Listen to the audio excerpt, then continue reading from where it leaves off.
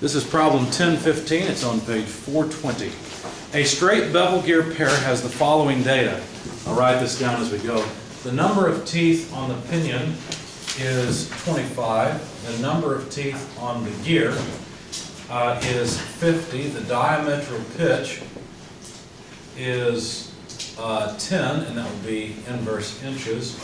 The pressure angle, phi, is 20 degrees. If the gear pair is transmitting 3.5 horsepower, so the power is 3.5 horsepower, compute the forces on both the pinion and the gear. So we'd like forces on the pinion, forces on the gear. We'll have to change this in just a minute because there's more to it than that, but just so I don't forget what we're looking for.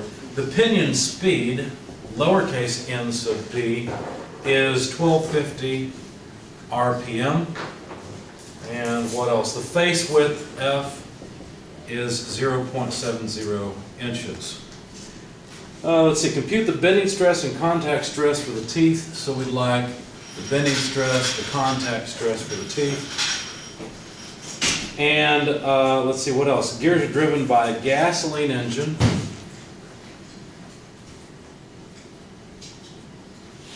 And let's see, the load is a conveyor that provides moderate shock. So the load is moderate shock. Okay. Assume that neither gear is straddle mounted. Do you remember what straddle mounting means? That means that the shafts that support the bevel gears are cantilevered. That's what that means. Okay. All right, questions, comments on what we're given? So basically what we have to do is choose a material based on the stresses in the teeth. Now, we're told to find the loads first because that will help us when we go to find the stresses in the teeth. So let's go back to the bevel gear section in chapter 10 and just see how we are to proceed. Now, the axial and radial loads of bevel gears are related to one another. Do you guys remember how that works? Go to, where is it? 390. Page 391. Yeah, thank you, that's the right page. Page 391. Remember in the figure, in figure 10.8, those equations that I pointed out? I said that I pointed out that the tangential load on the pinion is equal to the tangential load on the gear for bevel gear teeth, right? However, the axial load on the pinion is equal to the radial load on the gear. And let's move these down, we know where we're going. And the radial load on the pinion is equal to the axial load on the gear. Okay, we're just talking about the magnitudes, not really the directions. All right, so really what we have are three different elements or three different loads to calculate. Now, your author has given us some equations right here near the bevel gears, in the bevel gear section that will help us. Let's calculate the tangential load on the pinion and the gear first. What your author has given us is that it is simply the torque divided by the mean radius. What the heck, what's a mean radius? Well, you see, the thing is that bevel gear teeth change size as they move out. So you can't just go halfway along the length of the tooth and that be the pitch diameter. Does that make sense? It's a little more complicated than that. But you'll notice your author has kindly given us an equation for R sub m, the mean radius. Let's see, I guess I'll pause on these for a moment and come back to them. The mean radius is given in equation 1011 as the diameter over 2 minus the face width over 2 times sine of gamma. Wait a second, what the heck is all this stuff? It's lowercase d. What does that suggest to you? We're talking about the pinion, remember? Lowercase letters go with the pinion, uppercase letters go with the gear, okay? What is this gamma? What's that thing? It has to do with it. It's an angle. What angle is it? It's a cone angle. It's the cone angle of the pinion. It's the half angle of the cone, really, that defines the shape of the pinion teeth. Okay, so we're going to need all of that. So we really don't even have this yet. How can we get it? Well, for that, we'll have to go back to the geometry chapter. So go back to chapter 8. We're looking for geometry of bevel gears. Now, believe it or not, I actually have these pages tabbed in my book. Page 293.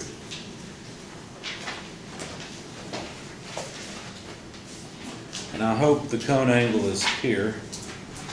Let's see. Yeah, here it is. the cone angle for the pinion, gamma, is equal to the inverse tangent of the number of teeth on the pinion divided by the number of teeth on the gear. So we want the inverse tangent of, let's see, number of teeth on the pinion, 25, number of teeth on the gear is 50. So that's the inverse tangent of a half. Okay, so take the inverse tangent of a half on your calculator. Tell me what you get, please. And I forgot to bring my calculator. I'll try to use this one. 26.56. 26.56? Yeah. Anyone second that? Yep. Okay, thank you. So there's the half cone angle for the pinion. Now that we've got it, we should be able to, well, we're not done yet. We still need the diameter of the pinion. How do we do that? Well, there's another equation here. It's simple. It looks a lot like what you're used to seeing. Number of teeth on the pinion divided by the diametral pitch. So that's 25 divided by 10. So that comes out to 2.5 inches. Does everybody see that? How does it come out to 2.5 inches? Where'd the inches come from? Right there. The diametral pitch has units of inverse inches. So since that inverse inch, it's like this. It's 1 over inches in the denominator, which ends up as inches in the numerator. Okay? So there's the diameter. Now we can calculate the mean radius. So 2.5 inches over 2 minus the face width, which we're told is 0.7 inches, divided by 2 times sine of 26.56 degrees should give us the mean radius. So please plug that into your calculator. Let's find out the mean radius, and I'll plug it in as well.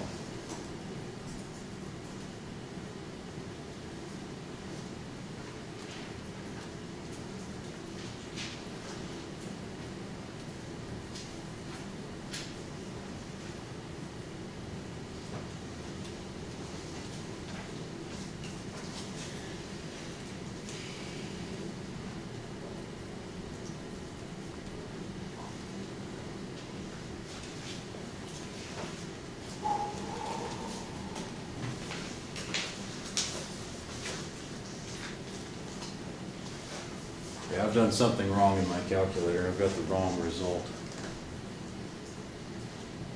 Oh, I know what I did wrong. Anyone have a number yet? 0.4. 0.4? Anyone second that?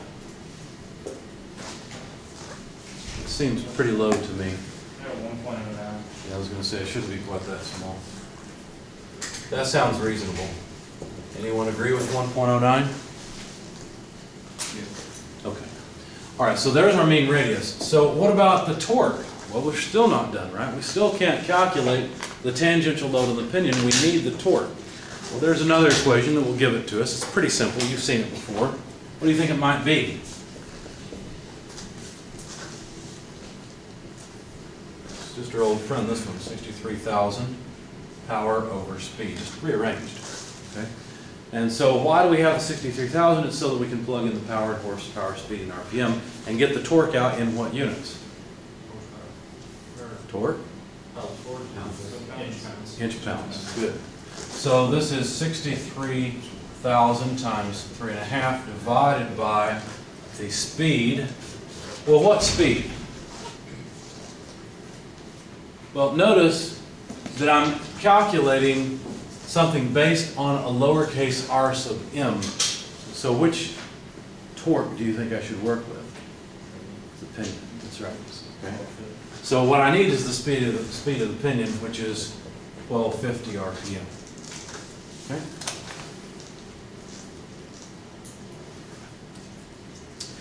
All right.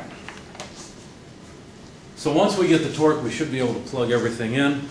I'll just go ahead and plug it all in on my calculator, and we'll see if we agree. So the torque, let's see, 63,000 times 3.5 divided by 1250, and then divide that by RM.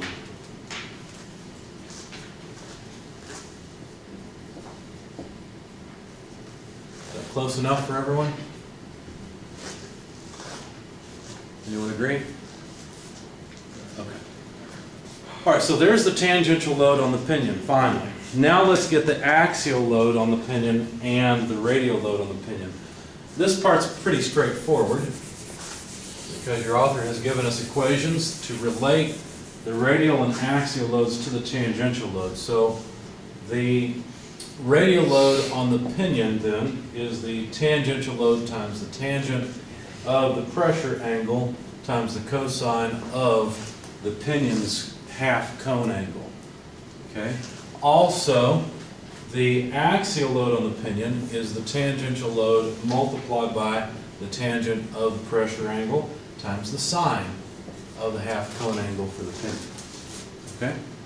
Now, the pressure angle is 20 degrees.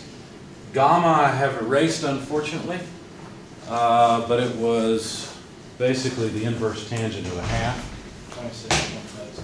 26.56, thank you. So let's see, so we've discovered so far that gamma is 26.56 degrees, that way we don't lose it again. And so now let's calculate the radial load on the pinion and the axial load on the pinion. All right, so let's see. Unfortunately, this calculator is set in radians and I need it in degrees. I'm not familiar with this one. I may have to rely on you guys to perform the calculation.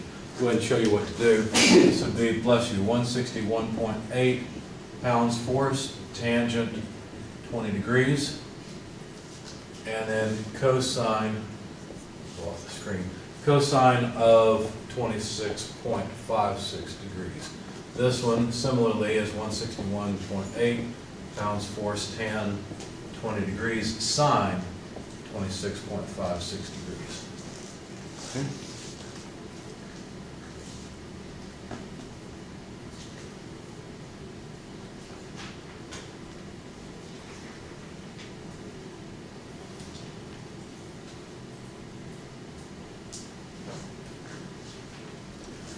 Still trying to figure out how to change this calculator. Should have brought my own.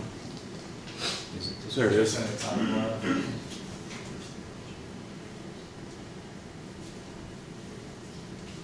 Nope, that's not it. I don't know. It doesn't matter. I'll wait for you guys to tell me the result. 52.69. For the first one? Yeah. Okay, thank you. Anyone second that? Or have the other answer? Same thing? Okay. 26.3 for the second one. Thank you. 26.3 pounds force for the second one. So let's jot down our results over here so we don't lose them. These are the givens. Let's see. We found that the guys, if you're going to talk, help yourself, but please whisper. That's all I ask. Okay. The tangential load on the pinion is the tangential load on the gear. Is 161.8 pounds force.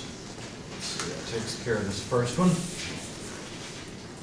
And we did have RM, but I've erased it. If we need it again, we'll write it down and get it again. The radial load on the pinion equals the axial load on the gear. Make a G. And so that comes out to 52.69 pounds force. The axial load on the pinion is the radial load on the gear, and that came out to 26.3 pounds force. So there's the fruit of our labor so far. Okay? This is the first part of what we were asked to do. Now the reason they had us do this is so that we could calculate the bending stress number and the contact stress number. So let's go over to page 397. Look at equation 1014 and 1014M. We're in English units, and so 1014 is the one we'll need to use.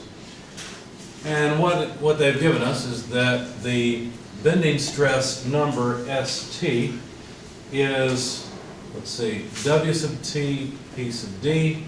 So the tangential load, the diametral pitch, face width, geometry factor. And I'm going to write it like we would normally write it with the factors off to the side. KS, KM, and KV. Remember, there's no rim factor in this equation because most of the time bevel gears don't have rims. Okay, so we don't include that. All right, now we'd like to find out values for all of these. We've got the diametral pitch, we've got the load, we've got the face width. Let's go and get the geometry factor first. This is a page you'll probably want to mark in your book so that you can find it. It is page 399. This is where we'll get the geometry factor J for bevel gears. Okay? Now we could get a geometry factor for both the pinion and the gear, but as usual the pinion is the critical one. So let's just go for the pinion in the interest of time and not worry about the gear. So the number of teeth in the pinion is 25. Okay, so let's see, number on the y-axis, you have to be careful here. You start on the y-axis and you end up on the x-axis in this chart. Okay, so if we look at 25 teeth on the y-axis, because that's we want the geometry factor for the pinion, right? So that's what the y-axis is giving us.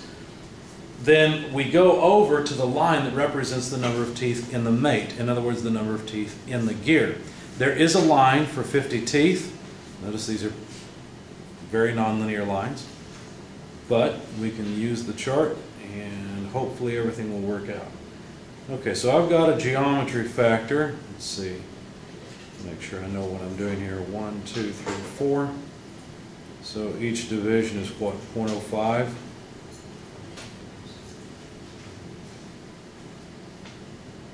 Yeah. So 0.255, about 0.2575 if we wanted to be that accurate. I'm going to say 0.257. Do you guys agree with that? What do you think? Go to the y-axis, look up 25. Go over to the curve for 50 and then go down to the x-axis. That should give you the geometry factor. For the sake of anyone that might be watching the video, go to the y-axis, 25 teeth. There's not a line for it. It's halfway between two minor divisions. Go over to the line for 50 teeth. When I read it off, it was a half of a minor division on the x-axis back from 0.26. Okay, each minor division is 0.005. So that gives me 0.0025 from 0.26 if we want to be that accurate. So 0.258 is fine. Anyone agree, disagree? Anyone need help seeing what I'm doing? Okay. So the geometry factor then, the best geometry factor I could come up with is about 0.258. Okay? That takes care of the geometry factor. The overload factor is the same overload factors we used for spur gears. You see why we studied spur gears first? We're going to reuse their factors frequently. Go back to page 338. We know that the power source is a gasoline engine. So that would be moderate shock in the worst case, or in the best case. And then we know that the conveyor or load provides moderate shock. So what do you think the overload factor should be according to table 9-7? What page you get? Page 338. How much? 2. I agree. Everybody see that? So the overload factor should be 2. Size factor. What do we do there? Well, according to, let's see, page 397, the size factor, we can't just use the size factors from chapter 9. Instead, what we have to do is use equation 1015. Let's read this. Size factor for bending strength, use figure 1013. For diametral pitches greater than or equal to 16, use a size factor of 1/2. Well, our diametral pitch is 10. We are not above 16. So let's see. Let's go look at figure 1013. Let's see. Here we are. So for a size factor, excuse me, for a diametral pitch of 10, something seems wrong here. Because, oh, I see what's wrong. I'm reading the wrong axis. Okay. So the outer transverse diametral pitch, P sub D, is the lower axis, and it looks like would be somewhere between 8 and 16 at the extreme left-hand side. Does that make sense? So we're going to need to use the equation to calculate the size factor, and the equation looks like this. It's equation 1015. The size factor is 0.4867 plus 0.2133 over the diametral pitch. Let me ask you guys a quick question as an aside. Are you comfortable with all these equations that you have no idea where they came from? You shouldn't be. This is not the way we normally teach you. Why are we doing this to you? Well, fortunately, we have to stop here in just a little while, don't we? Right? We got to stop beating you over the head with this stuff. Why are we doing this? It's because many companies will develop these empirical relationships that maybe have some basis in first principles, like maybe, for example, the basis of this equation is that we're trying to estimate the stress in the teeth, right? It's kind of like a cantilevered beam. But since it's different, since it's more complicated than a simple cantilevered beam like you learn about in strength of materials, we have to add a bunch of stuff to it. Some of the stuff is just correlations that seem to work. Based on a bunch of data, this is what we do. Okay? So why are we having you do all of this? It's because this is actually the way you'll probably do most of your designs in industry. You get the companies, you want to buy a certain company's product, you need to size their gears or their sprockets or whatever machine component happens to be. You get their design guidelines, you follow them, and you're done. Now, here's something to help you. They will always have examples worked out for you. So they will go through, and that way you can learn how to use their design criteria and their equations to make sure you're doing it right, and then you can go and size your own stuff. Okay, that's why we're doing this, because eventually you have to get comfortable with stuff like this and say, well, it's going to give me the right answer because this is what the people that make this stuff and have made it for 100 years now or whatever, this is what works. Okay? So I understand that you're not terribly comfortable with this. I don't blame you. I just wanted to encourage you. Hopefully that's a little bit of encouragement. The diametral pitch was 10 inverse inches. Notice that there's an equation for SI versus English, because in metric you'd have the metric module quantifying the size of the gear teeth, whereas in the English system you have the diametral pitch. So two different equations. Anyway, all we have to do, they've made the numbers easy, all we have to do is divide 0.2133 by 10, so move the decimal place over 1 and add. So let's see what we get for the size factor. All right. 0.4867 plus 0.02133 is 5.08 times 10 to the negative first. Is that a surprise? It shouldn't be. If you look at the chart, you'll notice that we're very close to the horizontal line segment. If you look at figure 1013, ouch, nice paper cut. If you look at figure 1013, what you'll notice on page 398 is that we're just to the right of the horizontal section where the size factor is equal to 1/2. So it's not a surprise that we get a number that's just slightly larger than 1/2. Okay? So there's our size factor. 5.08 times 10 to the negative first. Okay. Km. To get Km, go over to page 399. There's a different equation for the alignment factor. In US units, Km is equal to Kmb plus 0.0036 times the face width squared. Kmb has to do with how the gears are mounted, whether they're straddle mounted or no. In our case, our gears are not straddle mounted, neither are. And so what is Kmb? Look at page 399. What is Kmb equal to? 1.25, that's right. So this is 1.25 plus 0.0036. The face width in English units is 0.7 inches, which has to be squared, and that will be our alignment factor. Now, some of this stuff comes from manufacturers that develop their own equations for helping you size things. Some of this stuff comes from standards. For example, most of what we're doing in this chapter is based on the AGMA standards. Okay, so you'll notice that a lot of companies will base their own sizing guidelines, their own rules, their own equations on standards like from AGMA. Several of you needed to work with a different size chain than what was in the book in the project. Remember that? And so I showed you guys that most of the big names base their chain rating tables on standard tables. Bless you. Okay, so let's calculate the alignment factor, 1.25 plus 0.0036 times 0.7, and that should be squared, equals. All right, so it looks like the alignment factor is 1.2518 or so. That's close enough. Anyone agree or disagree? All right, now let's find the last one. The last one is the dynamic factor. Now, page 399, the dynamic factor. Use the same chart shown for spur gears in figure 920 based on the quality system defined in AGMA standards 2015-1-A01 and so on, with quality numbers from A11 to A4.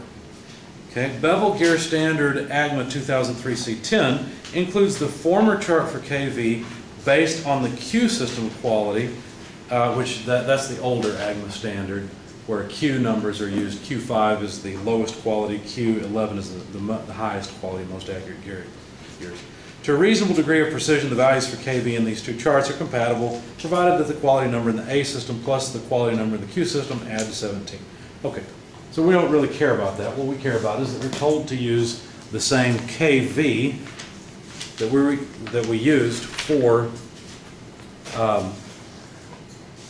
spur gears. Now you'll notice to use the chart KV back on page 341, we need to know the tangential velocity. Now think with me for a moment. The tangential velocity for a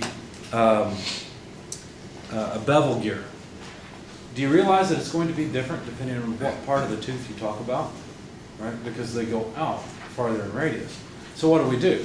Well, we should take the tangential velocity, if I remember right, based on the location of the mean radius or the pitch line. Does that make sense? So let's find quickly. I think your author has an equation in the bevel gear set or section for the tangential speed. Yeah, here we go, pitch line speed. Page 397, it's the same equation you saw before. Looks like this, the pitch line speed V sub t is equal to pi dn divided by 12, and we'll get feet per minute out of this. Now, d would be the diameter of the gear instead of the pinion. How will we get that? Well, just like we did before, if you're wondering where I'm at on page 397, it's not a numbered equation, but it's up near the top on the right-hand side column. Okay? Anyway, to get the diameter of the gear, or essentially the pitch diameter of the gear, what we will do is take the number of teeth on the gear divided by the diametral pitch. Now we'll also need the speed of the gear, because if we plug in the diameter of the gear, we need to plug in the speed of the gear as well. What is the speed of the gear? Can you do that one in your head? It's just half, right? Because there's 25 teeth on the pinion, 50 on the gear. So that means that the speed of the gear is half the speed of the pinion. So if we take 1250 and cut it in half, then we've got what, 625 RPM? No, that's right. I had to think for a minute. So there's the speed of the gear. And so let's see, we'll take pi times 50 teeth times the speed of the gear, 625 RPM. Notice I'm not putting units in, because I know as long as I put in the diameter in inches, which this will give me inches, and the speed in RPM, I will get the linear velocity or the tangential velocity out in feet per minute. Okay, so 12 and 10 inverse inches. So there's our equation for calculating the tangential speed. Now, if I remember right, there's actually a slight wrinkle in that for bevel gears, where you need the tangential velocity later, and it's slightly different. I may be confused. I may be thinking of worm and worm gears. I don't see anything about that. Yeah, that's worm and worm gears. Never mind. Getting my facts confused. All right, so let's calculate the tangential velocity.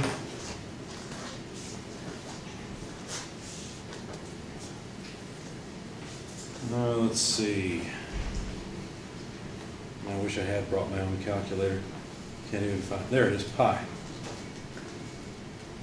It's 50 times 625 divided by 12 divided by 10. I think I did something wrong. Times 50 times 625 divided by 120. Let's just do that. Okay.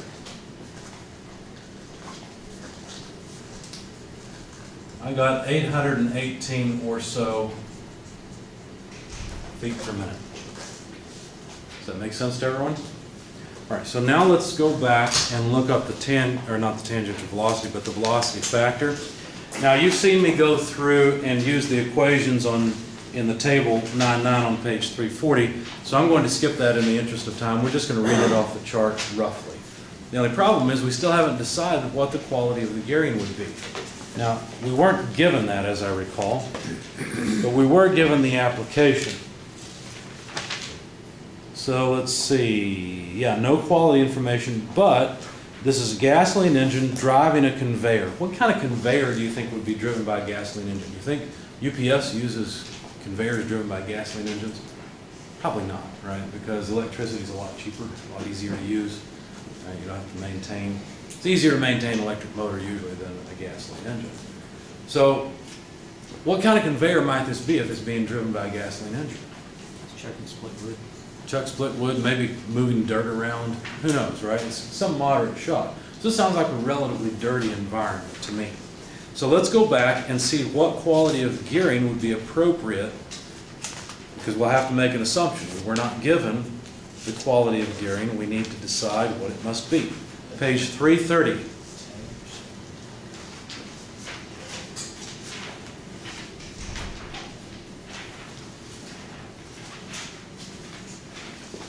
What do you guys think? Do you think this would be a very fine gear, something extremely precise, or something fairly rough? I'd say probably fairly rough. 10? A10. I think A10. I agree. Why? Why do you think A10? It's the only conveyor mentioned. It's a mining conveyor. That seems reasonably close. Maybe a little rough for what we're doing, but we don't know. So let's just assume A10. Okay, so if we go with A10 and a tangential velocity of 818 feet per minute, let's read off the dynamic factor from page 341, the upper chart, or the upper figure 920. Okay, so A10, 818 feet per minute. Looks to me like we get a nice number of about 1.3. What do you guys think? Does that seem reasonable?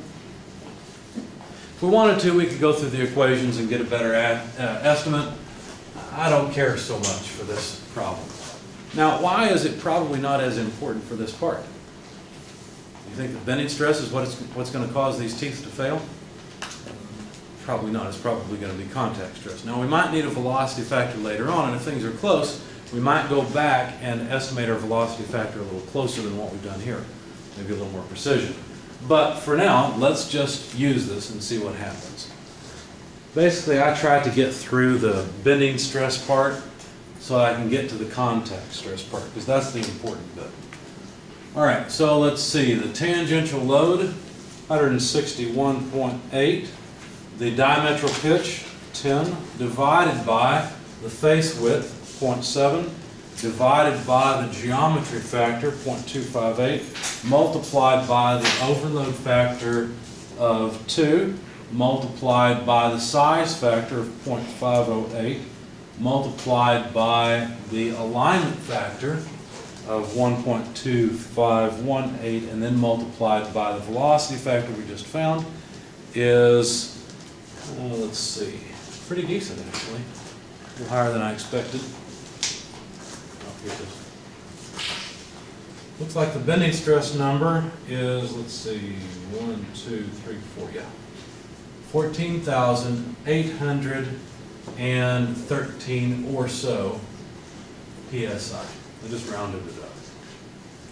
Now that's not a whole lot of stress, that's not a whole lot of bending stress, but remember we'd have to modify this further with a number of cycles factor and factor of safety in order to select a material that's appropriate. But we're not quite that far along yet. Let's go and deal with the contact stresses next. Any questions about what we've done so far?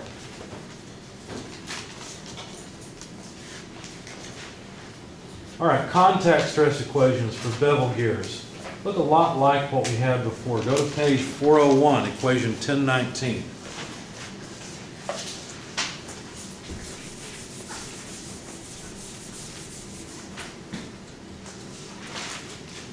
The contact stress number is CP root WT KO KM KV. And there's something new, CS and CXC. We don't even know what these things are. That's okay. We'll use them anyway. Notice we're only dealing with the pinion. This is the contact stress number for the pinion. Okay? The reason we're only dealing with the pinion is the contact stress number for the pinion will be higher since the geometry factor for the pinion is always lower than the geometry factor for the gear. Okay? Now, what are we supposed to do in this equation? Go over to the next page, page 402, and we'll see what CP is. It's the elastic coefficient, just like it was before. Most of the time we're going to use steel pinions on steel gears, right? So what is CP? It's 2300. Remember that? 2300 root PSI. We've used this number several times. It's one of the numbers you eventually commit to memory once you've dealt with gears long enough. So 2300 root PSI, assuming steel on steel. Okay, steel pinion, steel gear. Okay. W sub T, we know the overload factor, alignment factor, velocity factor, all of these should be the same as they were before. In fact, your author doesn't even mention that. I guess he assumes that by this point you know it. He has no notes about there being anything different. So we'll just leave it there. Now CS, what is that? Well, that's a size factor. Notice we're not using KS, we're using CS, and this is a different size factor, and it's a pitting resistance size factor. Look at page 402. And figure 1018. This factor is based on the face width of the gear, or the pinion, as we're dealing with, of course, the pinion and the gear is going to have the same face width. So 0.7 inches is the face width of these two. Now let's see, so we're between 0.5 and 1 inch. Looks like it would be on one of the minor divisions, so 0.5, 0.6, 0.7. Looks like it crosses nicely at, what would that be, 0.525 for CS. You guys see how I got this? For the sake of the camera, I'll hold it up here. So basically look up 0.7 inches, go up to the curve, and read off this minor division just above 0.5. Okay. So the major divisions are apparently 0.05, so the minor divisions are 0.025. So this gives me a size factor of 0.525 for pitting resistance. It's close to the 0.508, but not exactly the same. Okay, now if we wanted to, we could have used the equation 1020 to do the same thing, but we should get something close. Okay, CXC is either 1.5 for properly crowned teeth or 2.0 or larger for non-crowned teeth. Okay, what does that mean? Let's go back and read it, page 402, CXC, bottom of the second column. The crowning factor for pitting accounts for the contact pattern between mating teeth. Typical bevel gear production processes create crowning both along the tooth flank and across the full width of the face. This is the preferred approach. However, some bevel gears are not crowned. They recommend the following factor. 1.5 if it's properly crowned, 2 if it's not. What do you think we should assume? Depends on the manufacturing process, right? Either one you can make a case for, Right? We really have no way to know which one is correct. Let's just assume these are made right. How's that? So 1.5. The face width we know, the diameter of the pinion we've calculated. We don't have it up here. Why don't we go ahead and calculate the diameter of the pinion and the diameter of the gear? Those are a couple things we should just get just by way of normal gear solving procedure. You can do both these in your head because the diametral pitch is simple. It's 10, so you just divide each of those by 10. In other words, move the decimal place over, and you'll have the diameter of the gear and the pinion. Okay. Anyway, so there's the diameter of the pinion. The last thing we need is the geometry factor for pitting resistance for the pinion. Go to page 403. This is where we'll find the geometry factor for these bevel gears. All right. It works the same way as it did for J. You go to the y-axis. So you'll start off on the y-axis, reading off the number of teeth in the pinion. Then go over to the line that represents the number of teeth in the gear. Wherever that intersects, go down and read off the geometry factor I on the x-axis. So when I do that, it looks like the major division is going to be 25, which is what I need for the number of teeth on the pinion. There is a curve for 50. And so let's see, looks like we're about halfway through a minor division and a half. Well, a minor division plus a half beyond 0.08. So let's see, if that's 0.09, I'll have to figure this out. Each minor division must be 0.002. So let's see, that would be 0.083. Does everybody see how I got that? Yes? No? All right. So I think I is 0.083. Remember what J was equal to? 0.258, whereas this is 0.08. It's an order of magnitude difference.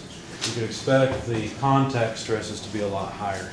I know it's the square root of it, but still, there's a big difference there. All right, now we have everything we need. Let's calculate the contact stress estimate and see what we've got. So I'll take the tangential load first, 161.8, multiplied by, I'll just go across the numerator and then divide everything in the denominator. So overload factor 2. Alignment factor Km, 1.2518. Velocity factor, 1.3. CS, size factor for contact stress, 0.525. CXC for crowning, 1.5, divided by the face width, 0.7, divided by the diameter of the pinion, which is 2.5, and then finally divided by the geometry factor for the pinion, for pitting resistance. Okay, so then I need to take the square root of that result and then multiply by 2300. Okay. So what I got, let's see, it's to the fifth, so 1, 2, 3, 4, 5, 22, 8, 96 or so PSI. Anyone agree with that? Or did you bother calculating?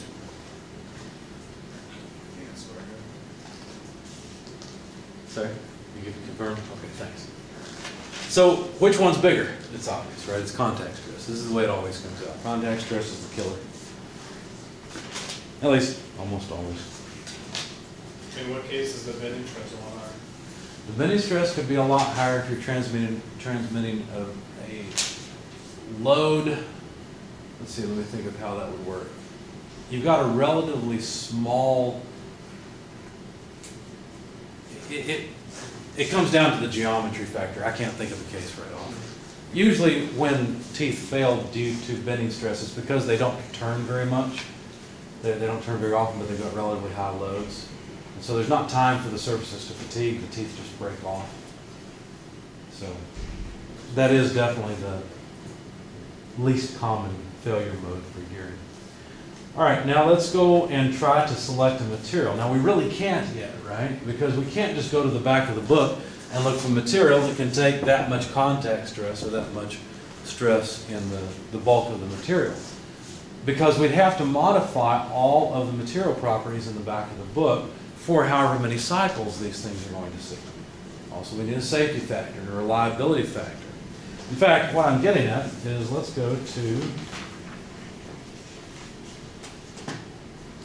page 404.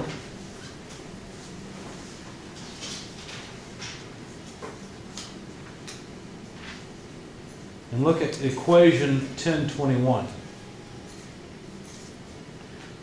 Okay, I'll read it to you quickly. The process of finding the required allowable contact stress, SAC, for bevel gears is similar to that used for spur and helical gears. The fundamental equation is there in 1021. SF is a safety factor, that's not a surprise. But now we have this CL and CR. SAC is the allowable contact stress number from the material we're going to use. So that's the number we're going to get from the back of the book. Okay? But what's this CL and CR? CL is the stress cycle factor for contact stress. Use figure 1020, developed for carburized, case-hardened steel bevel gears. Application to through-hardened gears is approximate. Do you guys know what the difference is between those two? What's a through-hardened gear? It means the whole material. No matter if you were to cut the gear in half and look at some material at that cross-section, it would all have the exact same strength. Surface, core, all of it has the same strength. What is case carburization? Or case hardening? So it's just basically the outside layer. It's the outside. It's kind of like it has a shell around it that's super hard. Okay? So that's the difference between these. So what it's saying is that most of the time you'd want bevel gears to be case hardened. That's the normal situation. Okay? So let's just assume, since we haven't really done it yet, that we're going to use case hardened gearing. CR, reliability factor. Well, that's not really a surprise. Use table 10.3. Okay. Note that the reliability factor for pitting resistance is equal to the square root of that for bending. We have to be careful about this. Okay. So, let's go back and look at table 10.3.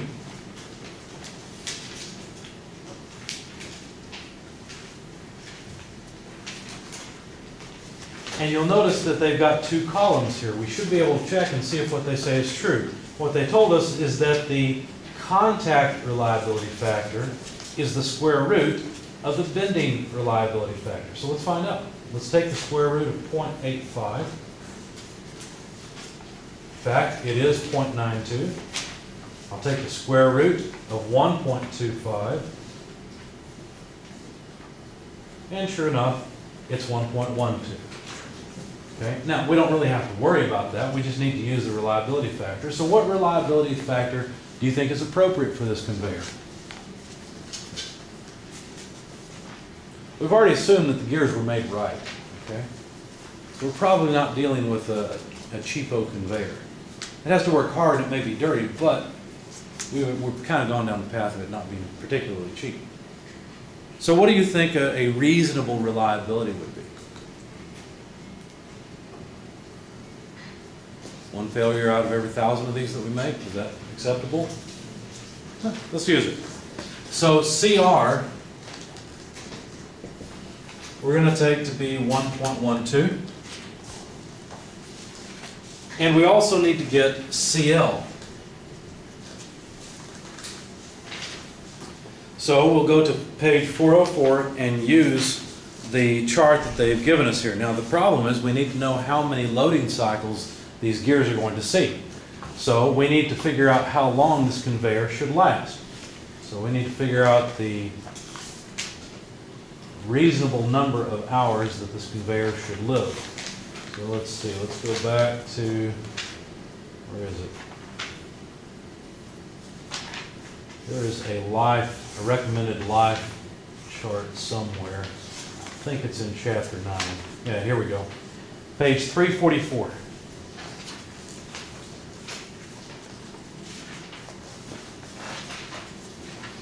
On page 344, we've got some options.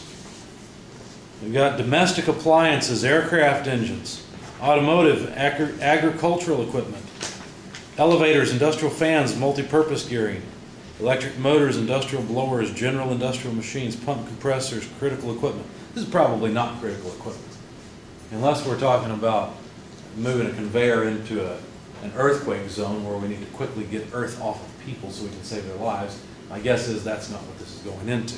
Okay? It's obviously also not automotive. Agricultural equipment would make sense to me. That's a possibility. Industrial, multi-purpose gearing, any of that. General industrial machines are made to last about 20,000 hours.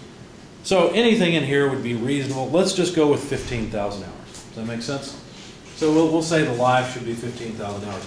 Now, to figure out the number of cycles, what we'll have to do is go over one page to equation 927. So let's calculate the number of cycles.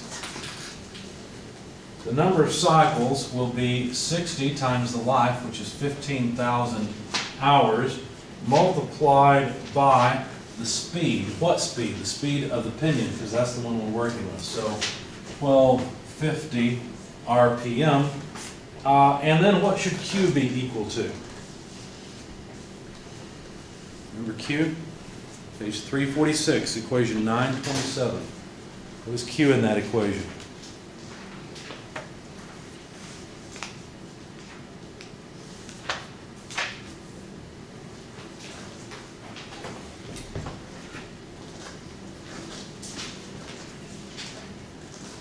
And it is? Q has to do with how many times per revolution the teeth are loaded. If it's an idler gear, then the gear teeth are going to be loaded more than once per revolution. In our case, we simply have 2 gears in mesh. So every time one gear turns, all the teeth on that gear are loaded. So Q is just 1. All right? This is just 1. All right, so 60 times 15,000 multiplied by 1250 gives me 1.125 E9 cycles. Now go to page 404. At 1.125 E9 cycles, it looks like CL will end up being slightly above 1. Now, instead of just reading it off the chart, I'm going to use the equation that's given on the chart as well, or on the figure. So page 404, figure 1020. Let's plug in NL, the life, which is 1.125 times 10 to the 9th. I'll write down what I got here.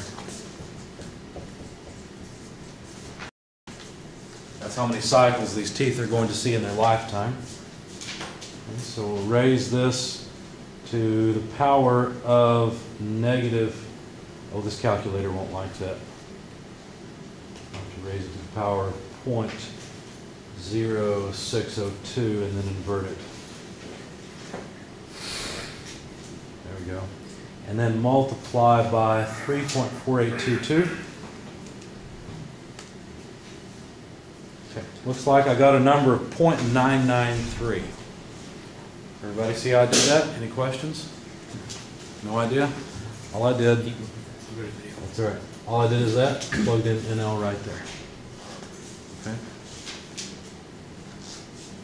All right, so it looks like 0.993 is the life factor. Okay. All right. What about a safety factor? Let's see, according to your author, page 404, safety factor typically taken to be 1.0, but values up to 1.5 can be used for greater uncertainty or for critical systems. I'm going to take it to be 1. This sounds like a conveyor that moves dirt and rock. 1's close enough. Okay. Now, if I were to go back to the back of the book and start looking up some material properties for this gear, or for these gears, I would have to modify all of them using these numbers that I've got here, right? CR, CL, and we just decided a safety factor equal to 1. I'd have to modify all those material properties and then compare it to this contact stress number right here. I don't want to do that over and over. What I would rather do is use these numbers to modify that contact stress, so I can just go and look for material that has a strength, a contact strength greater than whatever that number ends up being. And that's the point of equation 1022. Okay, so look on page 404, look at equation 1022. What we're doing is we're taking the estimate for the stress, SC, and modifying it with the material modifiers so that we can just go and look up one number for the material. Does that make sense? Okay, we don't want to have to modify all the materials in the back of the book. So let's do that. I'll use equation 1022. So the SAC I'm looking for, contact stress or contact strength I need, according to equation 1022, would be 122,896. You could just type in 123 if you wanted to. Multiplied by the safety factor, which is 1, multiplied by the reliability factor, and divided by the life factor.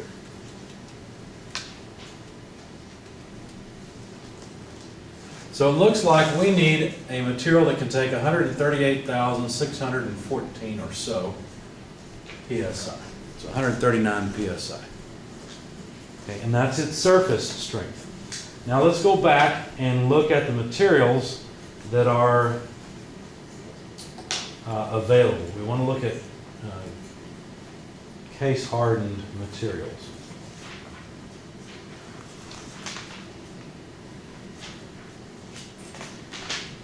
I'm trying to remember where that's at. It may not be in the back of the book. It may be in the context of one of the chapters.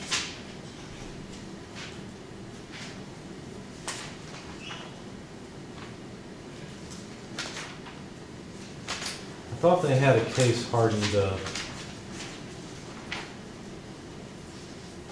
list of materials in here somewhere. You know, I may be thinking of the old version, or I may be thinking of something they've eliminated from this edition. We can figure out the hardness requirement and then go back and just select a normal material, because you can case harden many different materials, and this will be good. It'll be good for us to go and do it this way. Go to page 405, and look, we want SAC of 139 psi or so, okay, or 139 KSI. So go to figure 1021, and what we're going to do is look up 139,000 psi or 139 KSI on this axis. So there's 125. Let's see, so it's in here somewhere. We'll figure that out in a minute. And then we're going to decide, do we want grade 2 or do we want to use grade 1 material? Okay, and then we'll get to choose. If it's grade 2, it doesn't have to be as hard as grade 1 material would have to be. Okay. So then what we'll do is we'll go back to the back of the book and see if we can find a material that can be hardened that much. So let's see, each minor division would be what, 5 KSI? 30, 35, 43, yeah. So 139 is close to 140. So 125, 130, 135, 140. So if I go over to grade 1, there's a nice intersection, and it looks like the Brunel hardness required is about 340, which is pretty darn hard. Okay, so all I did is I went to 140 KSI and came down to 340. Do you guys see that? Okay. Is that a hard material? Yes, it's pretty hard. Let's go back and see if there's a material that can be hardened to that level. So let's see. So back in Appendix 725, we need something that can go up to HB of 340, and there are in fact some materials that can do that. In fact, the one that's the closest, which that's not a good reason to select it, but the one that's the closest that I see right off is 4140 OQT 1000. I'm on page 725.